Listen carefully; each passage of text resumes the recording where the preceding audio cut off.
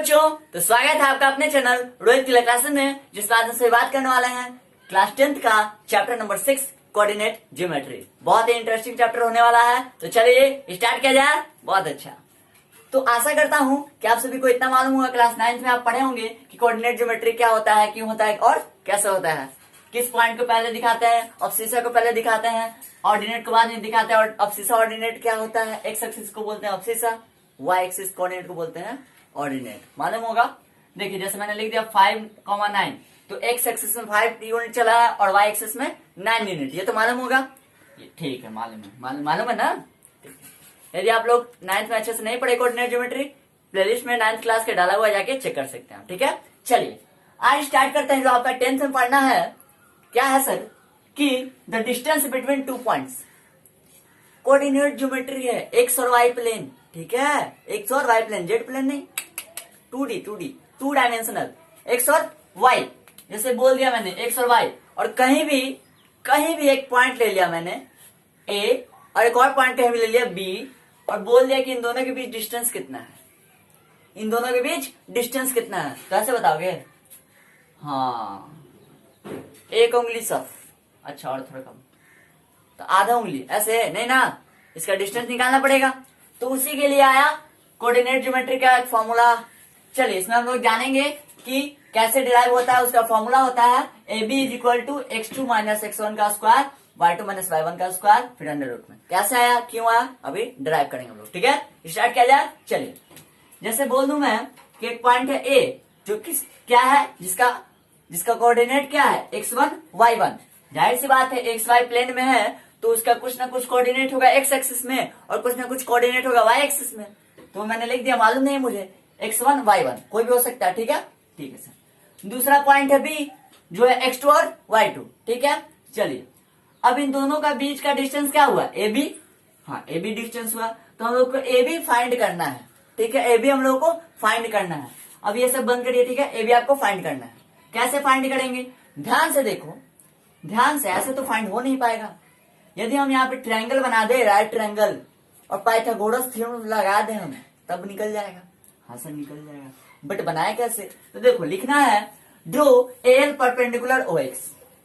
सबसे पहले x O x, ये हमारा ऑरिजिन है ओ। ठीक है, एक्स ओ एक्स क्या हो गया, X axis, Y O Y dash मान लो है। ठीक है, यहाँ पे एक्स डैश है, तो ये क्या हो गया, वाई एक्सिस। अब देखो A L perpendicular O X, O X के परपेंडिकुलर हम ड्रॉ किए एल को। ठीक है, बहुत अच्छा, ए एल, ए पॉइंट से होते हुए एल लाइन परपेंडिकुलर ड्रॉ कर दिए। ठीक है सर। दूसरा क्या किए, B M perpendicular O x, B M भी ड्रॉ किए परपेंडिकुलर। ठीक है, 2 परपेंडिकुलर हो गया, और फिर ए एन को मिला दिया, फिर कहिए कि परपेंडिकुलर ड्रॉ कर दिया। ठीक है, चलिए नेक्स्ट, ए एन भी परपेंडिकुलर ड्रॉ होगा, क्योंकि मिलाएंगे तो ऐसे कहीं मिल जाएगा। ठीक है, तो A N perpendicular B M, ये हो गया। इतना समझ आ गया, तीनों जगह परपेंडिकुलर ड्रॉ कर दिए। कोई डाउट यहाँ पे, कोई डाउट नहीं, कुछ डाउट नहीं। नेक्स्ट हमें निकालना क्या है, ए बी निकालना क्या है, ए बी निकालना है सर, ए बी। तो यदि मैं, इसको भूख लग गया, गर्मी बहुत है ना, कोई बात नहीं, होता है। देखो क्या है यहाँ पे, ए बी निकालना है आपको, तो फॉर्मूला लगेगा A B square is equal to B N का स्क्वायर प्लस ए एन का स्क्वायर। हाँ या ना, पाइथागोरस थ्योरम, ए बी का square is equal to B N का स्क्वायर प्लस ए एन का स्क्वायर, हाइपोटेनस का square is equal to perpendicular square plus base का स्क्वायर। कर दिया मैंने। ठीक है सर, बट हम लोगों को बी एन और ए एन मालूम होगा तब ना निकालेंगे, मालूम होगा तब ना। तो चलो ए एन क्या है, निकाल लिया जाए। बहुत अच्छा, ए एन को हम क्या लिख सकते हैं, ध्यान से देखना, ए एन इज इक्वल टू हम लोग क्या लिख सकते हैं, ए एन है। ठीक है, तो देखो, तो A N is equal to आपका एल एम होगा, A N is equal to L M होगा क्यों, क्योंकि दोनों पैरेलल है, 90 डिग्री 90 डिग्री, और इन दोनों के बीच डिस्टेंस है, तो दोनों पैरेलल है, तो ये इक्वल इसके, ये देखो ये दोनों पैरेलल। ठीक है, ये दोनों पैरेलल, तो पैरेलल के बीच का डिस्टेंस तो हमेशा सेम रहता है, तो A N is equal to L M हो गया। चूंकि कैसे, चूंकि A L parallel M N, A L parallel है एम एन के, क्यों, क्योंकि दोनों 90 डिग्री बना रहा है। बहुत अच्छा, क्लियर यहाँ। अब ध्यान से देखना, तो मैं एल एम को क्या लिख सकता हूं, एल एम को लिख सकता हूं ओ एम ध्यान से देखना, L M is equal to O M minus O L O L O L. अब देखो जरा, ओ एल आपका दिखा रहा है x1, ओ एल दिखा रहा है आपका x1, ठीक है, और ओ एम दिखा रहा है आपका x2, ओ एम दिखा रहा है आपका x2। देखो x2 है ओ एम तक और ओ एल तक x1 है। समझ में आ गया? यानी कि हम लिख सकते हैं L M is equal to O M यानी x2, ओ एल यानी x1, x2 minus x1। x2 में से x1 को घटा देंगे, हमारा डिस्टेंस lm निकल जाएगा, और lm के बराबर ही तो n है, इसका मतलब हमारा n निकल गया। n क्या आ गया? x2 minus x1। कोई डाउट? कोई डाउट नहीं। x2 माइनस x1, तो हमारा ये डिस्टेंस निकल गया, ये डिस्टेंस इसके बराबर है, हम लोग को यही चाहिए था। बहुत अच्छा, x2 माइनस x1 निकाल दिया। कोई डाउट नहीं सर। तो हम यहाँ पे लिख सकते हैं A B square is equal to N का स्क्वायर क्या आया? एन क्या आया आपका? x2 माइनस x1, ठीक है, इसका होल स्क्वायर। बहुत अच्छा, एन स्क्वायर हो गया। अब बचा है बी एन स्क्वायर, इसका भी निकाल लिए होंगे। तेज बच्चे, समझदार बच्चे, अच्छे बच्चे समझ गए होंगे कि जो हमारा है बी एन वो कैसे निकलेगा, तो वाई एक्सिस के अलॉन्ग चलना पड़ेगा। इसको मैं रब करूं, इसको नोट कर लिए होंगे, ठीक है, इसको मैं रब करता हूं, ध्यान से देखना। अब मैं क्या करूंगा, हमें चाहिए bn, तो सर bn किसके बराबर है? bm माइनस nm के बराबर। देखो bn इज इक्वल टू हम लोग लिख सकते हैं bm माइनस nm। समझ गए सर, कोई डाउट नहीं। तो bn का वैल्यू क्या होगा? bm minus nm। अब bm हमारा क्या है? bm देखो y2 है, ये हमारा डिस्टेंस y2, यहां से यहां तक का डिस्टेंस क्या है? y2। समझ में आया? यानी कि bm is equal to y2 लिखेंगे। और nm क्या है? nm इक्वल है al के, और al क्या है? y1, यानी कि ये भी हो जाएगा y1, ठीक है। तो यहां से यहां तक का डिस्टेंस मान लो तुम्हारा यहां से यहां तक का y1 डिस्टेंस है, मानना क्या है ही, ठीक है, पॉइंट दर्शा रहा है, यही y1 है डिस्टेंस। समझ में आया? तो यहाँ पे लिख देंगे y1, ठीक है सर। तो bn इज इक्वल टू हो गया y2 माइनस y1, पुट कर दो यहाँ पे, आंसर रेडी है। n का स्क्वायर हो गया प्लस bn का स्क्वायर, तो bn कितना है? y2 माइनस y1 का होल स्क्वायर, y1 का होल स्क्वायर। बच्चे सोच रहे हैं आंसर आ गया, आंसर आ गया, नहीं, रुक जा, ये रब करता हूं, ठीक है। आपको चाहिए था ab का डिस्टेंस, ना कि ab स्क्वायर का डिस्टेंस। समझ में आया? ab स्क्वायर का डिस्टेंस नहीं, आपको चाहिए ab का डिस्टेंस। इसलिए देखो हो गया। अब यहाँ पे अंडर रूट चढ़ेगा, यहां से स्क्वायर हटेगा, उधर अंडर रूट चढ़ेगा। वाह वाह वाह, क्या सही है सर। यहां से स्क्वायर हटेगा, उधर अंडर रूट चढ़ेगा। वाह, देखो तो x2 माइनस x1 का होल स्क्वायर जैसे का तैसा रह जाएगा, दोनों बेचारा। यही तो लाना था सर, यही तो लाना था। आ गया, इसका मतलब समझ में आ गया आपको? अब कोई भी डिस्टेंस निकालने के लिए देगा, बन जाएगा। इस पे एग्जाम्पल करवा दूं? पहले समझिए ध्यान से क्या करना था। ए था आपका पॉइंट एक x1 y1, वो कोई भी हो सकता है कोऑर्डिनेट, आपको 5, 9, 2, -, कुछ भी दे सकता है, ठीक है, वो क्वेश्चन में डिपेंड रहेगा। तो ए दिया रहेगा, बी दिया रहेगा, उसके बीच का डिस्टेंस निकालना रहेगा। तो क्या करेंगे, हम दोनों के एक्स एक्सिस वाले को घटा देंगे। अब किसी बच्चे के मन में डाउट आता है कि सर हम इसको x2 और इसको x1 मान लेते, रिजल्ट में कोई अंतर नहीं आएगा। क्यों? क्योंकि यहाँ पे स्क्वायर है, यहाँ पे स्क्वायर है। मान लो 6 में से 2 घटाओ या 2 में से 6 घटाओ, ठीक है, ध्यान समझना, मैं बोलूं 6 में से 2 घटाओ या 2 में से 6 घटाओ, आपका आएगा यहाँ पे 4 और यहाँ पे आएगा -4, लेकिन दोनों का स्क्वायर तो 16 आएगा, दोनों का स्क्वायर तो 16 ही आने वाला है। यानी कि आप यहाँ पे x1 की जगह x2 भी रख सकते हैं, लेकिन ध्यान से यदि आप ऐसा करेंगे तो y वाला को भी चेंज करना पड़ेगा, ठीक है, y वाला को भी चेंज करना पड़ेगा। यदि y2 जिसको माना है मैंने उसको यदि आप y1 मानेंगे और x2 को x1 मानेंगे तब आपका ये सही हो जाएगा, ठीक है, समझ में आ गया? ये नहीं कि इसको मान लिए क्या x1 और x2 और उसको रहने दिया ऐसे, तब दिक्कत हो सकता है, ठीक है। कोई डाउट नहीं, बनाया जाए? चलिए, समझ में आ गया? पक्का? चलो, कुछ नहीं था एकदम, यहाँ पाइथागोरस थ्योरम अपना ही निकालना था, बस हो गया।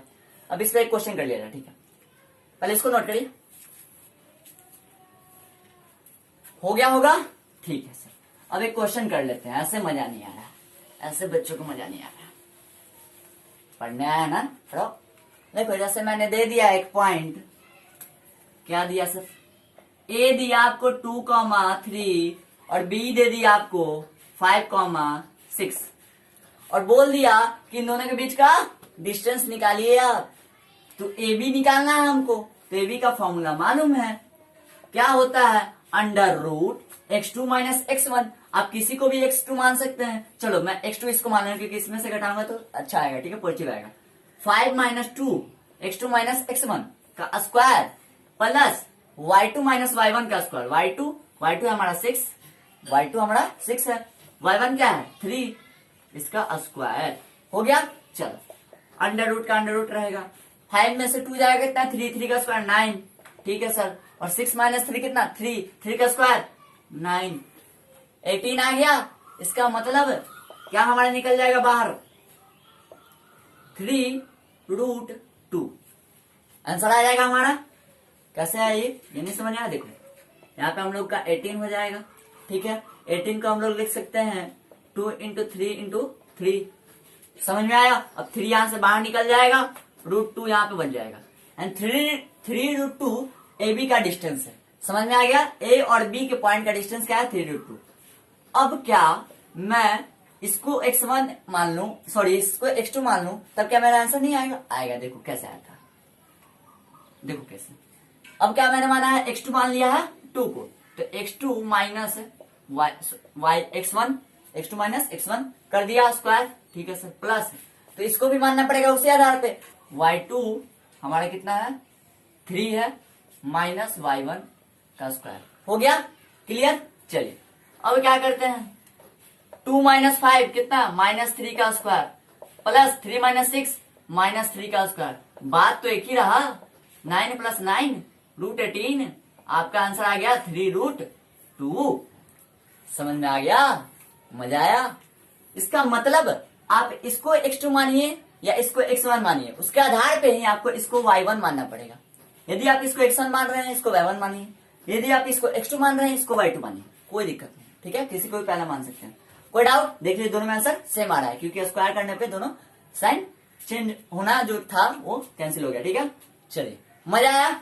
चलिए एक चीज और है, ध्यान दीजिएगा जरा, ऑरिजिन से पूछता है क्वेश्चन, इसको रब करिए पहले, ठीक है सर करिए। कहता क्या है, कोई तो कुछ कहता है, क्या कहता है, क्या सर गाना गाने लगते देखो देखो, ए बी है हमारा, ठीक है। मैंने बोल दिया अभी ए बी जो था ये डिस्टेंस हम लोग का निकला। यदि मैं बोल दूं कि एक पॉइंट आपका है x1 y1 ए और एक पॉइंट है आपका ऑरिजिन, एक पॉइंट है आपका ऑरिजिन, तो ऑरिजिन से इसका डिस्टेंस निकालिए। ऑरिजिन से किसी भी पॉइंट का डिस्टेंस आप निकालिए, तो कैसे निकालेंगे, ध्यान से देखना। 2 पॉइंट का डिस्टेंस तो आपको निकालने आता है, ए और बी। तो वहां पे ए दिया हुआ आपको, मान लीजिए बी दिया हुआ है x1 y1, ठीक है, ठीक है सर। और ए कितना बोल रहा है, ए बोल रहा है ऑरिजिन है, ए बोल रहा है आपका ऑरिजिन है, तो ऑरिजिन हो गया, ठीक है, ऑरिजिन हो गया। समझ में आया, कुछ आ रहा है, समझ आ रहा है, ठीक है। देखो मैंने बोला कि ये है हमारा x एक्सिस y एक्सिस, ठीक है। एक पॉइंट दे दिया ए, अब इस पॉइंट का डिस्टेंस आप बताइए ऑरिजिन से कितना होगा, तो कैसा फॉर्मूला अपनाएंगे, यही फॉर्मूला अपनाएंगे। यहाँ पे सिर्फ पुट क्या कर देंगे, देखिए ए बी इक्वल टू क्या हो जाएगा, वेन 1 पॉइंट इज ऑरिजिन, जब एक पॉइंट क्या होगा, ऑरिजिन होगा, ठीक है, तब क्या हो जाएगा, अंडर रूट जो आपका x2 दिया रहेगा, मान लो जिस पॉइंट पे निकालना होगा उसको मान लीजिएगा x2, जैसे मान लो 3,5 से निकालना होगा, इसका डिस्टेंस निकालिए ऑरिजिन से क्या होगा, तो 3,5। अब यहाँ पे x2 की जगह 3 लिखेगा, ठीक है, तो x2 माइनस ऑरिजिन जो है आपका x1 ऑरिजिन का x अवशिषा क्या होगा, ऑरिजिन का अवशिषा क्या होगा, 0, ऑरिजिन का अवशिषा 0, ये देख लो ये क्या हो गया, plus y2 minus y1, origin का ऑर्डिनेट भी तो 0 होगा, y एक्सिस में भी तो वो 0 ही है, ठीक है, ऑरिजिन है तो 0 है सर, समझ में आ गया। इसका मतलब x2 का स्क्वायर प्लस y2 का स्क्वायर आपका आंसर, क्लियर, समझ में आ गया। इस पर क्वेश्चन कर लिया जाए, यही क्वेश्चन है हमारा, ठीक है। पूछ रहा है ऑरिजिन से आप इसका डिस्टेंस बताइए 3,5 का, कैसे बताएंगे, लिखेंगे A B is equal to कुछ नहीं 3,5 है ना, ऑरिजिन है, यही और लास्ट में आपका यही आएगा x2। x2 क्या है आपका 3, तो 3 का स्क्वायर प्लस y2 5 का स्क्वायर कितना हो जाएगा 9 प्लस 25 हो गया। 25 प्लस 9 कितना हो जाएगा 34। किसी का नहीं है बाहर नहीं निकलेगा। 2 इंटू 17 खुद एक पाई नंबर है, इतना ही छोड़ देंगे। यदि यहीं पे रहता 4, यदि यहीं पे 4 रहता तो 3 का स्क्वायर प्लस 4 का स्क्वायर कितना हो जाता 25, आंसर आ जाता आपका 5। समझ में आ गया? क्लियर? तो मिले नेक्स्ट वीडियो में। हो गया ठीक है। आपका जो 6.1 एक्सरसाइज होगा वो आपका कंप्लीट हो चुका। इसी पे था ओरिजिन से और दो पॉइंट है उसके डिस्टेंस निकालने के। ठीक है, तो आपका आशा करता हूं पूरा कॉन्सेप्ट क्लियर हो गया होगा। ठीक है, तो मिलते हैं नेक्स्ट वीडियो में। यदि आपको मेरा पढ़ाई पसंद आ रहा हो तो जितना से जितना हो सके इसे शेयर करें। ठीक है, तो मिलते हैं नेक्स्ट वीडियो में। तब तक घर पे रहें, पढ़ते रहें, सेफ रहें। Bye bye.